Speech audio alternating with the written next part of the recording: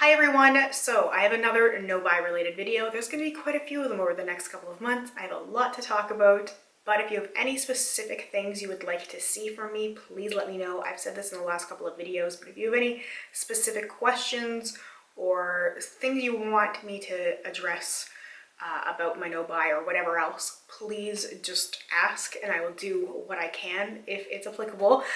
So I do have some notes for this particular video. I just wanted to make sure that I hit all the things that I wanted to, and I talked about all those things because this is a little bit of a tougher video, but this is something that I feel like people may need to hear if they are thinking about doing a no-buy next year. I know there's a lot of people who are thinking about it. They've seen sort of the no-buy trend. A lot of people are doing it. There's a lot of larger YouTubers that are doing it as well. So it's getting a lot more attention than in the past. That's a very good thing.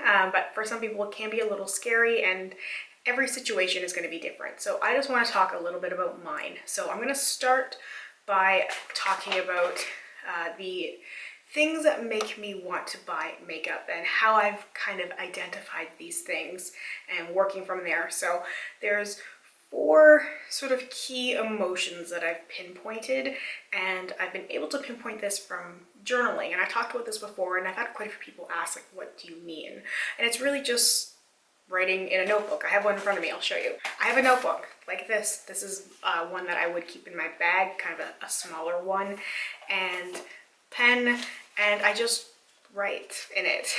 Nothing in particular, I just take note of my feelings. And I used to journal a lot, write a lot whenever the mood struck me. It hasn't been that often, and I've been just trying to make time for it and just writing down sort of thoughts and trying to help understand those feelings more. So the first thing, the first kind of emotion is anger and frustration, and it's usually this like, why can't I do this? Who can stop me? This is usually brought on for me by seeing other people with new things. So seeing those haul videos, seeing those review videos, stuff like social media stuff, even just being pushed to try or buy new things from people. I don't think everybody understands that just because I make YouTube videos, it doesn't mean that I have access to a lot of stuff, and I also just don't have the money for it. So people will constantly be like, I want to hear your thoughts on this. I want to hear your thoughts on this. Are you going to get this whole collection? Are you going to get this $200 eyeshadow palette? Get this. I want to see you do this. And so many times I have to be like, sorry, no plans to buy it, not going to have it, can't do it. But then there's that part of me that's like, why can't I? Like, this isn't fair. This isn't right. I want to do this too. And it gets frustrating, but I just need to redirect my thoughts. Like, I want the things, I don't need the things, and that's something that I'm still working on accepting, that I could see so much that I want, but I just don't need it for the way that I have been using makeup. Second thing is, again, anticipation and an interest. This is new things, all the new things, and some of it stems from boredom as well, you know, the scrolling through Instagram, and also just wanting to have the anticipation of something arriving. Sometimes the most fun is just ordering the thing and tracking it and waiting for it to arrive, and just like that feeling you get when you're like, something is waiting for me at home, when you're at work and you're having a bad day, or even if you're having a good day or whatever. It's just like, you know, you're coming home to that thing that you ordered like a week ago or 2 weeks ago or whatever, and you just know you're gonna have that new thing to play with. And then for me, I find like, okay, you swatch it, you play with it a couple times, and then I want something else. I want to move on to the other new thing. There's a lot of curiosity. There's a lot of justification. For me, it's like, oh, I'll use it in a video. Oh, I have that one event coming up that maybe I could wear that thing to. It only costs, you know, a certain amount, so I think I can make that work. That's okay, not a big deal. You know, is it really that good? People are talking about this thing. Is it that good? I just want to see for myself. Is it really that good? So with that sort of curiosity, it can be a little dangerous for sure, because I just sometimes can get caught up in that, and then wondering if it's as good as other people say, or sometimes if it's as bad as people say. I'm definitely contrary, and I've noticed that there's a lot of products that I've loved that a lot of people don't like. So sometimes when things are really sort of panned in this community, I want it more, because I just feel like I have such a good history with liking the things that other people hate. So that also makes me curious, be like, okay, am I going to agree with everybody, or is it really truly terrible? And sometimes I just have to like work through those kind of thoughts and be like, I don't need to figure it out. I don't need to. It's okay. I will live without trying that particular product. The third emotion is the hardest one for me to deal with. I still haven't quite figured out how to deal with sadness. It's for me, it's the wanting to feel pretty and maybe feeling rejected in some cases, whatever that situation may be. But just feeling sad is the biggest emotional trigger for me when it comes to wanting to make purchases. And I think this is true for a lot of people. Like, they might be some sort of connection to all of them. Like, if you're sad, maybe you then feel a little frustrated, and maybe you have that anticipation that you want something new. But sadness seems to be a big thing for a lot of people, to be like, well, you know what, I'm gonna make myself feel better by buying stuff. I tend to internalize a lot, and then I'm just like, you know what, let's indulge in a little bit of sad capitalism and, mask those feelings a little bit further. This could be wandering in a store, maybe wandering around swatching things endlessly, then end up purchasing something because, well, hey, I'm already here. I've already swatched the things, I'll just buy it. Or online shopping and like filling the cart and emptying the cart, filling it and emptying it. And, sometimes I do still give into those sort of feelings. This isn't necessarily applying to makeup either. I'm just specifically referencing makeup because this is the makeup no buy. But even though I haven't been buying makeup, my impulse kind of purchases when I'm sad, maybe like clothing, just swap one thing for another. So sometimes I do still give into that. I will sometimes try and make it a necessity purchase. So basically, let's say I needed to repurchase a certain item and I've been holding off on repurchasing it. Then I can strategically buy it during that time, and it may work. Sometimes it doesn't. Sometimes it's like satisfying for like that 1 second, where I'm like, look, but I needed that thing. It's not the thing that I wanted, just to make myself feel better. But sometimes it does work. So I try and keep those purchases sometimes, where it's like, you know what, if I'm having a bad day and I'm feeling sad, then I can buy that thing. And then I get the satisfaction of ordering, and I get that satisfaction of the anticipation of the order, even though it's something that I truly need as opposed to want. But then it ends up feeling better long term. I kind of have to remember that. Like, the wants kind of feel good immediately, like when you first click that order button, and then I usually feel some regret until it arrives, and then I feel good for a day, maybe, sometimes less, sometimes a little bit more, and then I'm like, oh wait, I really didn't need this thing. But with the things that I did need, the repurchases, then it does feel good consistently. So I'm trying to keep that in mind. It's definitely a coping mechanism for me, and not a good one. A lot of my purchases, a lot of the things I regret have been made when I was sad or unhappy. And on the flip side, so the fourth thing would be happiness. Now, this is probably the lowest on the list for me in terms of triggers, but it definitely is like a treat yourself kind of thing. Like, I feel good, everything's good, I deserve this. And I don't think the good feelings have to be accompanied by a reward. Like, I'm definitely trying to reward the good feelings less and just kind of enjoying the good feelings as what they are. They don't need to have things added onto it. I know a lot of people are like, it's a good thing, so I'm going to, order food, or they just kind of treat themselves to a bunch of random stuff sometimes, just because it's like they're in a good mood. So let's add to the good mood and let's keep making the good mood better. And I don't think it necessarily needs that all the time. I'm not saying there's anything wrong with rewarding yourself, treating yourself, all that stuff, but sometimes it's constant, and it's kind of forms like a habit or a pattern where it's just like you're doing the same thing all the time, or you kind of come to expect it. It's like, I'm in a good mood, so I'm going to get X, Y, and Z, when maybe you didn't need it, but you're so used to it. And that's one thing that I've been trying to break away from. And I'm trying to just shift my focus back to being satisfied with what I already have, and kind of focusing on that sort of happiness, instead of thinking I need extra things to be extra happy when I already have those good, solid things. So that's sort of the big core when it comes to this really tough topic.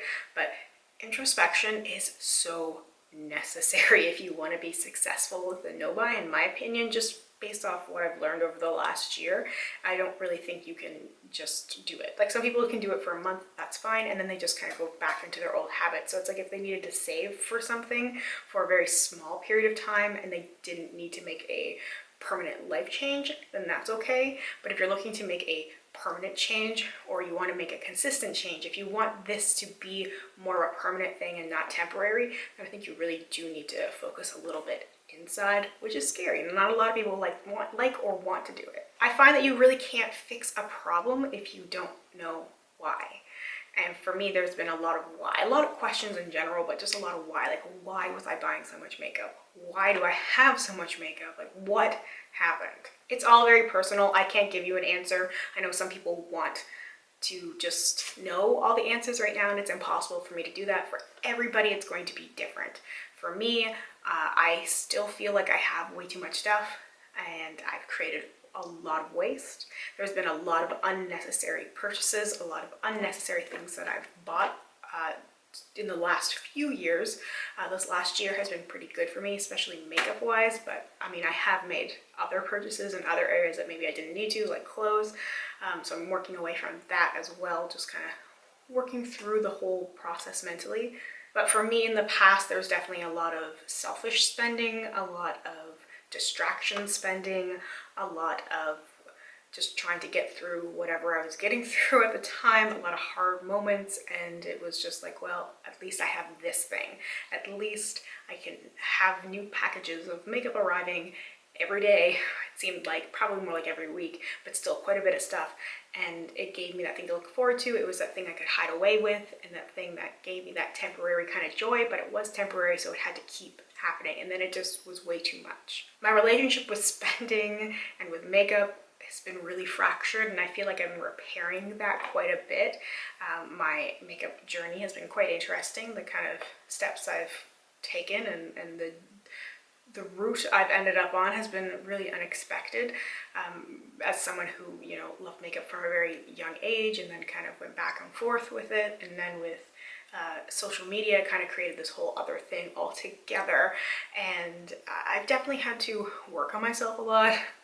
I don't like really saying that. It's a weird phrase, but it's just true. I've been working on myself, so it's been a lot of personal things, stepping away from social media. As you guys are probably aware, if you've watched my channel for a little while, you know that I was really frequently uploading and then stepped back for personal reasons. There was a few things. There was like a safety issue, but then it also was affecting my mental health quite a bit and relating to the whole makeup and spending thing as well. I do feel like I am in a better place, and I'm still cautious about the social media stuff just because it did hit so hard for a while there, but I feel like I've been able to get more comfortable with myself, spending more time with myself. There's been a lot of good times, there's been a lot of really sad times, you know, it's kind of gone back and forth, but I do feel like I've managed to work on myself quite a bit to that point where I'm comfortable with coming back to social media and sharing what I've learned and just kind of being careful of watching for those kind of triggers, what triggers me in different areas of my life, not only the makeup, you know, trying to understand other people's perspectives as well, which is kind of difficult. There's a lot of self-esteem issues, things that I've been working on that I feel like it's kind of unfortunately normal, and I feel like we do see it reflected a lot in social media. For me personally, there's been some stuff I will talk about in a second, but for me, I feel like I'm somewhat in a better place self-esteem wise. That has also been helped greatly by my new relationship. He's wonderful, he treats me so well, he's so kind, and it's hard for me to kind of accept that, and that's something that I personally am struggling with and working on. But just to kind of give you an idea of where I am and how it's, you know, it's not easy. It's not easy, and this is not an easy thing to talk about for sure, but I just feel like it's necessary, and hopefully it helps somebody in some way, even just one person who can kind of walk away after watching this and be like, you know what, I'm gonna reflect a little bit and maybe figure out some things about what's going on with them and why maybe they were spending too much or are spending too much. So hopefully that's just what I want from this, is that hopefully somebody will get something out of it. A lot of the not so great social media comments, like YouTube things in particular, have haunted me. I've basically had to live with the ghosts, so to speak, which sounds kind of dramatic, and it is kind of, because when you get a lot of not so nice comments, it can be difficult to accept that, because some of it's true and some of it's not. I think, you know, in some cases people are just having a really bad day. Sometimes that's the thing with like the online trolls. People just are having a bad day, having a bad life. They want to take it out on somebody, and it happens to be the first person, or like I remind them of somebody they don't like, or whatever it may be. It's not necessarily a reflection on me, and sometimes it's true with the comments that I receive. It's like, wow, you're really projecting. Sometimes the things are true. Sometimes it's critiques or, you know, not so nice comments that just happen to be true. It's just like I don't really need to be reminded of that. So that can be difficult because it reflects back with makeup, because it's kind of like, maybe I need new products to make myself look better. Maybe I need to, you know, if I've had these things, maybe those people wouldn't say what they did, which is true, but sometimes you can kind of convince yourself that. I had a particular thing that stuck with me, and this isn't directly related to my YouTube channel.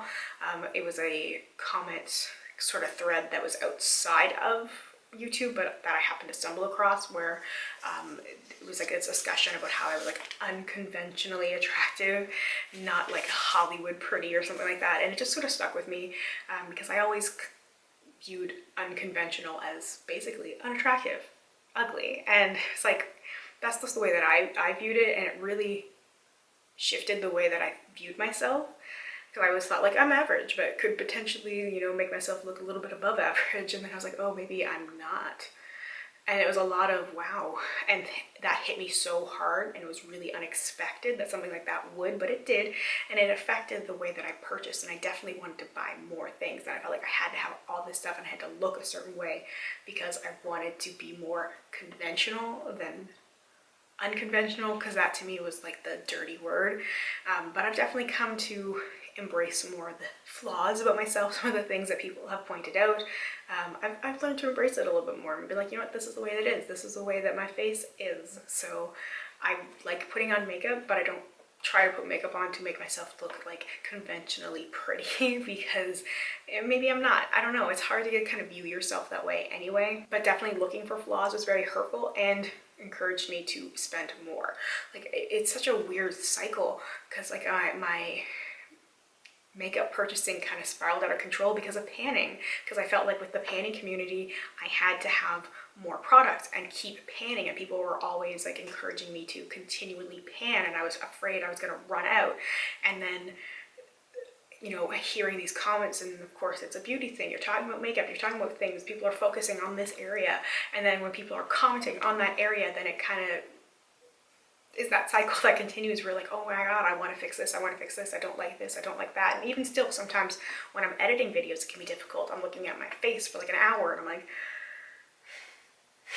I see all the things that are wrong, and then I'm like, wait, no, let's focus on the good things. Let's focus on the good. It's just difficult. It's very difficult, but I really strongly encourage everybody to do that.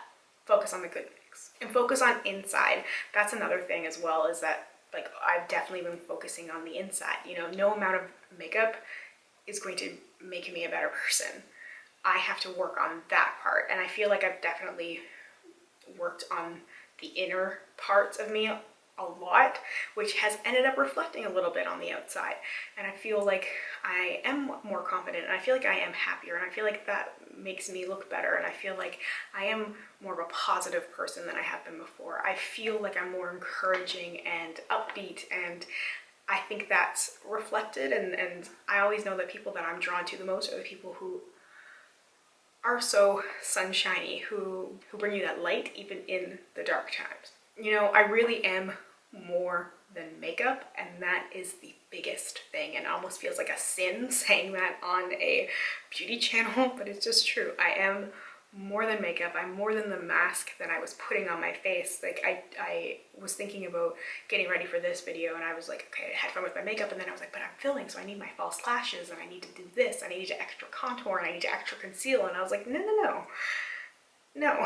I might like to present myself in certain ways sometimes, but you know, I am more than that. You know, if people don't like that my hair may be a little like frizzy, or they don't like that I'm not wearing false lashes, there's a lot of other channels that they can watch, and that's one thing that I'm dealing with too. So this was kind of like a makeup and social media, YouTube update, chat, thoughts, feelings. I think age is playing a little part of it too for me. Being older and hitting that point where I'm like, you know what, I really don't give an F anymore about certain things, and you start to realize that, wait, people really don't care. Like, a lot of people really don't care, and people who do care, it says more about them than it does about you, and you start to realize how all this stuff is true as more and more time passes. I'm like, wow. I think of the Fleetwood Mac song Landslide, you know, time makes you bolder. You know, it's really true. I definitely feel like that has happened to me, especially over the last year. I've definitely been a lot bolder. But anyway, just to wrap it up, identifying all those things has really, really helped me over the last year, and I can't wait to find out more things going forward, because as I said before, the way that my no-buy has been going is going to continue. It's working for me. I have so much stuff still to work through and so much more stuff to figure out, and I feel like I'm getting there. Like, I feel like I am on the right path.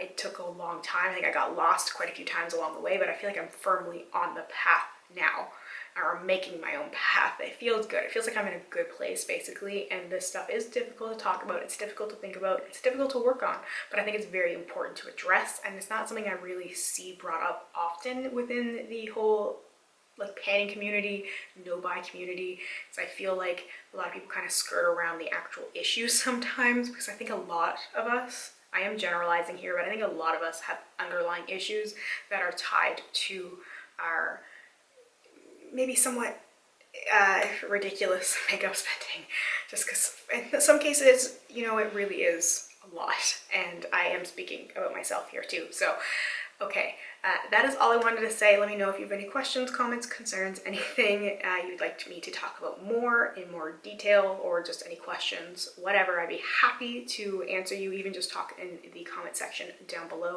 Thank you so much for watching. I hope you have a wonderful day or night wherever you are, and I hope we get a chance to chat soon. Bye for now.